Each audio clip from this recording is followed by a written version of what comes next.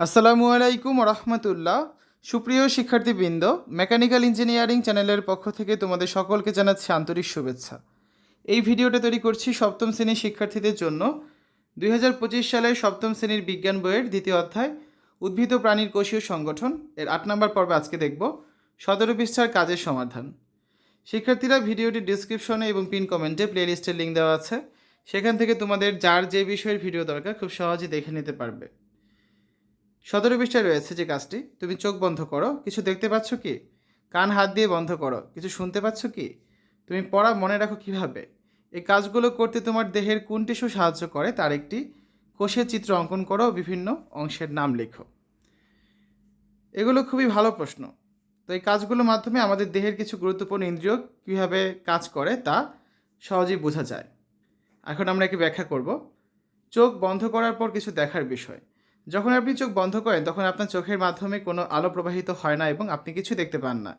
চোখের ভিতরে যে টিস্যুটি কাজ করে তা হচ্ছে অপটিক্যাল টিস্যু এবং রেটিনা, যা আলো এবং ছবি গ্রহণ করে এবং মস্তিষ্কে সে সিগন্যাল পাঠায়।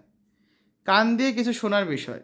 কান হাত দিয়ে বন্ধ করার পর কোনো শব্দ শুনতে পাওয়া যাবে না, কারণ কান তার সংবেদনশীল টিস্যু যেমন কোকলিয়া ও অস্থি টিস্যু এর মাধ্যমে শব্দ তরঙ্গ গ্রহণ করে। কান বন্ধ করলে টিস্যুগুলোর কাজ বাধাগ্রস্ত হয় এবং শুনতে পাওয়া যায় না। পড়া মনে রাখার বিষয়। আমাদের মস্তিষ্ক এবং স্নায়ু টিস্যু পড়া মনে রাখতে সাহায্য করে। মস্তিষ্কে বিভিন্ন অংশ যেমন হিপ্পোক্যাম্পাস স্মৃতি সংরক্ষণ করে এবং মনে রাখার জন্য দায়ী। কোষের চিত্র অঙ্কন। এখন আমি রেটিনা কোষে চিত্র আঁকতে সাহায্য করতে পারি, কারণ এটি দৃষ্টির সাথে সম্পর্কিত। রেটিনা কোষের একটি সাধারণ অঙ্কন এবং তার অংশের নাম দেওয়া হলো। রেটিনা কোষের অংশগুলো: ফটো রিসেপ্টর, আলোর শক্তি ধারণ করে এবং স্নায়ু সংকেত তৈরি করে। ডেনড্রাইট, স্নায়ুকোষের শাখা অংশ যা সিগন্যাল গ্রহণ করে।